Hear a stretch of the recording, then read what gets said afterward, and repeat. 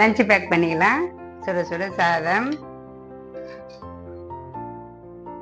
சூடான சாதத்துக்கு நல்லா சூப்பராக முருங்கைக்கீரை கடையல். இது நீ டிஃப்ரெண்ட்டாக வெங்காயம் தக்காளி போட்டு கடைஞ்சேங்க. அந்த மாதிரி நான் கடைஞ்சதில்லை. வெங்காயம் தக்காளி பருப்பு போட்டு கடைஞ்சிருக்கேன். அதுக்கப்புறம் இது தொட்டுக்கிறதுக்கு சுரக்காய் கூட்டு, அதுக்கப்புறம் தாளிச்ச மோர் ஊற்றிக்கலாம். அதுக்கப்புறம் தொட்டுக்கிறதுக்கு சுரக்காய் பொரியல் வேர்க்கடலை போட்டு பசங்க கேட்டாங்க, அதனால் வேர்க்கடலை போட்டு பொரியல் பண்ணியாச்சு. காலைல பிரேக்ஃபாஸ்ட்டுக்கு அடை தோசை.